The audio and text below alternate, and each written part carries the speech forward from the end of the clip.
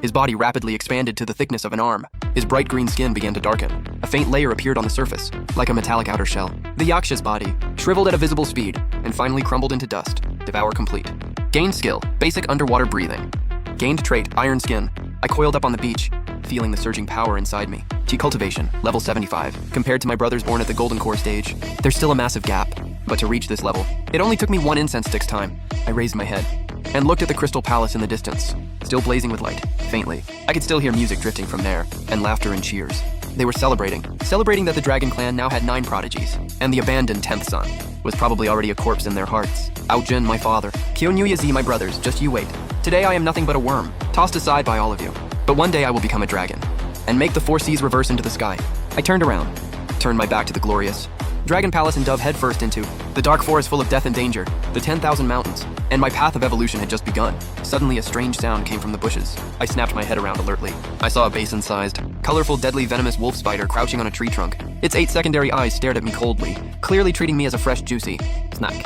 If this were the old me, I would have been terrified, but now I cracked a grin and revealed those fangs still stained with yaksha, black blood, and let out a low, rumbling hiss. The colorful wolf spider moved. It didn't underestimate me just because I was a mere worm. That's the survival rule of the 10,000 mountains. Even lions go all out on rabbits. With full power engaged, a tearing sound rang out. The wolf spider didn't lunge directly. Instead, its abdomen contracted, and a white silk thread shot at me like a blade. I instinctively tried to dodge sideways, but my newly evolved bulky body clearly hadn't adapted to this kind of high-intensity combat rhythm. With a thud, the sticky silk thread precisely latched onto my tail, pinning me firmly to the ground. The wolf spider's 8 long legs slammed down, turning into a blur, and lunged right in front of me in an instant. Its 2 enormous fangs, glowing with an eerie blue light, stabbed hard directly at my head. For a normal caterpillar, this strike would have exploded its head instantly. But I'm not normal. My mind clicked. The dark luster on my skin instantly condensed. Trait activated, iron skin. A crisp metallic clang rang out. The wolf spider's sure kill fang strike was like biting into solid granite. The massive recoil force froze its movement for just a split second. I even clearly heard the cracking sound coming from the base of its fangs. It froze. Its simple insect brain clearly couldn't process why a soft, squishy worm could be harder than rock. Dumbass, now it's my turn. I didn't let this window go, while its fangs were numb from the impact and couldn't pull back.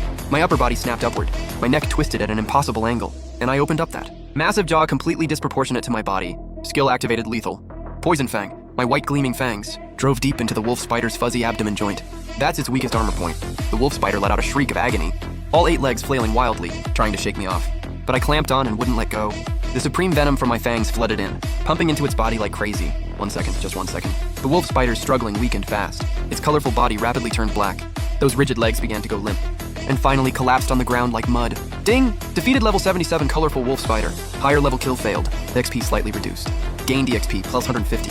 Only 50 points. Farming weak mobs grind slow. I released my bite, feeling a little dissatisfied. I lowered my head and started enjoying my spoils. Devouring in progress. Gained biological trait extraction. Congrats, host. New skill acquired, Celestial Silk. Skill description. Celestial Silk. Host can spit incredibly durable silk threads from its mouth. The threads are sticky, can be used to bind enemies, set traps, or act as a mobility tool. Thread strength scales with host level. I felt a rush inside. This was exactly the ability I needed most right now. My defense is solid and my offense is strong, but my movement speed is way too slow. I can only crawl around. With Spider Silk, I can be like Spider-Man, like a slick acrobatic ghost, swinging through the forest. I tried to channel it. My throat felt a tingling itch. Then immediately, a crystal clear silk thread shot out, perfectly latching onto a branch above. I yanked hard. My previously heavy body instantly launched into the air and gracefully swung up high into the trees. I coiled among the dense treetops, looking down and surveying the dark forest below. This is the outer edge of the 10,000 mountains. Dangerous for sure, but for who I am right now, this is basically an all-you-can-eat buffet. I pulled up the status panel. Host: Aotian, race, Ancient Void Divine Serpent. Level: Tea Cultivation level 75. Skills: Lethal Poison Fang, Devour and Purify. Underwater Breathing. Celestial Silk. Trait: Iron Skin. Next evolution requirement, Foundation Building Stage. Seeing that last line, my eyes narrowed. To break through to Foundation Building Stage, just eating regular venomous bugs won't cut it. I need a higher tier bloodline. In these 10,000 mountains, sub-dragon beasts with Dragon Clan bloodline are rare, but not impossible to find. Just as I was planning my next move, deep in the forest ahead, a deafening roar suddenly ripped through the air. Then the ground began to slightly tremble. Birds erupted out of the trees in a panic. A thick, bloody smell drifted over with the wind. That's the scent of foundation building beasts in combat. Instead of fear, I felt nothing but a surge of intense excitement. When 2 tigers clash, a third party wins. If 2 foundation building beasts are going at it, maybe I can snag a freebie and grab the exact material I need to break through. I spat out a long celestial silk thread, lashed it onto a huge tree, and swung through the forest like a pendulum, racing toward the direction of that roar. 1 incense stick later, I suppressed my aura, disguised my body as a dead branch, and lay flat on the branch of a massive ancient tree, carefully peeking down below. On the clearing below, 2 massive creatures were locked in brutal combat. On the left, a giant tiger completely engulfed in flames. Every paw strike could melt solid rock. This is the Inferno Blur Tiger, early foundation building stage. On the right, a serpent nearly 30 meters long, its entire body covered in cyan scales, with a single horn growing from its head. The cyan forest horned serpent, also foundation building mid-stage. Its abdomen was bulging, like it had just swallowed something important. Its movement was sluggish, being pressed down by the tiger. But what had me staring at that serpent?